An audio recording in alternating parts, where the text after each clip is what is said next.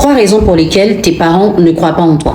À travers cette vidéo, j'aborde un sujet qui concerne la plupart des jeunes et même des adultes. Quand il s'agit de faire des choix, quand on a des parents encore vivants, ils estiment avoir le droit de décider.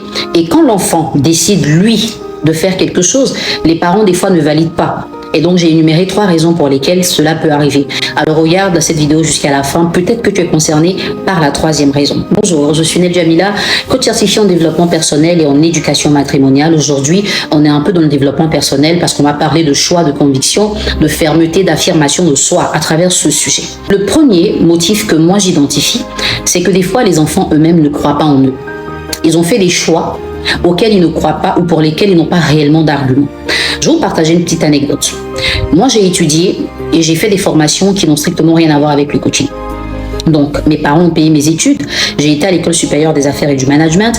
J'ai été à l'Institut des sciences techniques de communication. Logiquement, quand je sors de là, je dois être dans une entreprise ou dans un média en tant que présentatrice officiellement et tous les jours.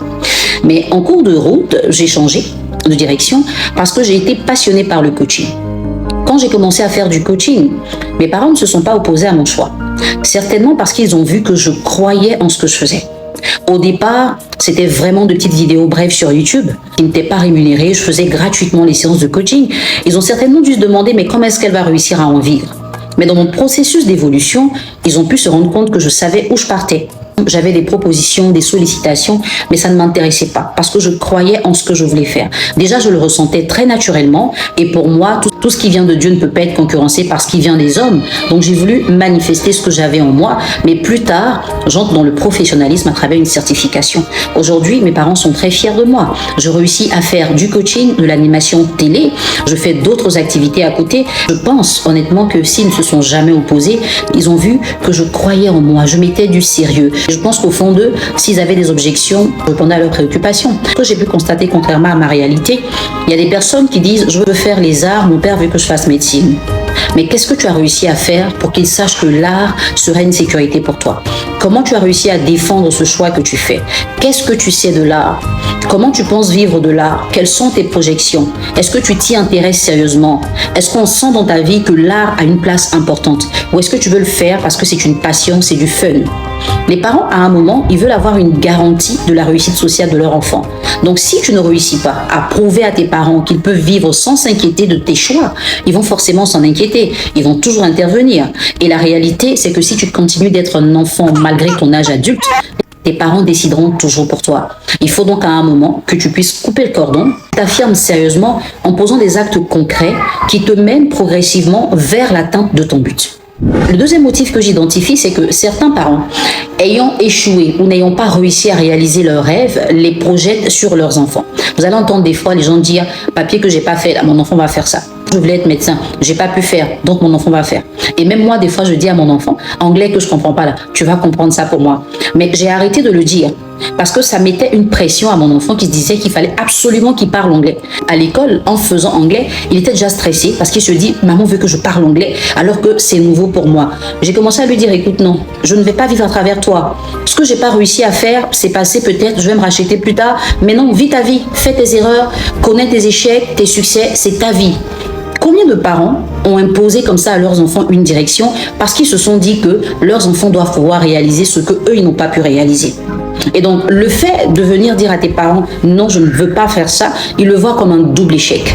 Eux, ils ne l'ont pas fait, ils comptent sur toi et toi aussi, tu ne veux pas le faire. Donc, cette réalité les emmène à s'opposer à tes choix et à t'imposer ce qu'ils veulent. Il y en a plein qui sont dans des secteurs d'activité dans lesquels ils ne sont pas épanouis du tout, ça se sent. Quand on arrive dans certaines administrations, telles qu'on nous dit bonjour, bonsoir, on sent que les gens ne sont pas là par choix. C'est bien dommage. Le troisième motif, selon moi, c'est l'ignorance et le manque d'actualisation. Alors, il faut reconnaître qu'il y a 20 ans, 30 ans en arrière, certains métiers n'étaient pas d'actualité dans la conception africaine, mais même dans la conception mondiale. Aujourd'hui, vous voyez des personnes qui vivent du placement de produits, des entrepreneurs digitaux, des personnes qui, à travers des trends sur TikTok, sont rémunérées et gagnent beaucoup d'argent. Il y a 20 ans en arrière, c'était pas faisable. Les nouveaux métiers, les nouvelles opportunités peuvent forcément faire peur aux parents. Ils se demandent, mais comment est-ce qu'un enfant peut vivre de ça? Vous avez certainement entendu le témoignage des footballeurs qui disaient des fois « Mon papa ne voulait pas que je joue au ballon parce qu'il se disait que je n'allais pas vivre de ça ». Il a fallu une certaine révolution footballistique Et maintenant, les informations qu'on avait sur leur réalité financière ont fait que les parents obligeaient des fois leurs enfants à jouer au ballon. Donc, quand vos parents ne sont pas bien informés sur un métier, un secteur d'activité, quand vous les choisissez, ils peuvent s'opposer parce qu'ils se disent il n'y a pas de sécurité. Aux danseurs, les maquilleurs, les chanteurs, des personnes qui font du mannequinat, les parents se disent mais comment mon enfant va réussir à vivre de ça? Donc, cette insécurité au niveau du gain, l'ignorance qui va ressortir du fait que les parents n'ont pas actualisé leur système de pensée, le fait que les parents ne soient pas imprégnés dans une certaine réalité, peut les emmener à refuser que tu t'orientes dans telle ou telle discipline. Donc, qu'est-ce qu'il faut faire quand on arrive à ce niveau? La chose que moi je veux recommander, c'est ce qui a fonctionné pour moi. Croyez en vous. Ayez de la fermeté, soyez orientés. Parce que vos parents ne vous laisseront pas vous épanouir s'ils ne sentent pas que vous êtes responsable et que vous comprenez l'engagement que vous prenez. Quand les parents détectent en vous une sorte de pulsion dans les actions, ils se disent c'est un coup de tête. C'est à vous de leur montrer, pas forcément par la parole, mais par vos actions. Il n'y a pas très longtemps, j'ai été invitée à participer à un débat de la tribune citoyenne et parmi les personnes qui assistaient, une jeune étudiante s'est présentée et elle a posé une question à l'un des panélistes. J'ai été impressionnée parce que j'ai compris qu'elle s'intéressait à certains corps de métier et pour ça, la pratique demandait qu'elle participe à des débats d'idées, des débats politiques, des débats de société. Et ça, c'est la marque d'une femme qui sait ce qu'elle veut. Demain, si elle dit à son père, je veux embrasser une carrière politique, il ne sera pas choqué parce qu'il la voit marquer ses traces. Si vous avez envie que vos parents tiennent compte de ce que vous voulez, sachez d'abord ce que vous voulez. Ayez les arguments pour défendre ce que vous voulez et passez à l'action très sérieusement. Vous allez voir que les gens vont suivre tout simplement. Il y a donc le niveau où on dira, il faut que mon enfant soit comme telle personne. Vous avez un problème de développement personnel, d'estime, d'affirmation de soi, donc vous n'arrivez pas à faire des choix, ou même quand vous les faites, vous ne les assumez pas jusqu'au bout. Je vous invite à cliquer sur le lien que vous voyez dans la description. Vous allez être redirigé sur mon store, prendre un rendez-vous pour un coaching avec moi, soit lire un de mes manuels, un de mes bouquins, qui va vous aider à améliorer votre personnalité et à aller de l'avant. Je vous souhaite une très bonne semaine. À très bientôt pour une autre vidéo.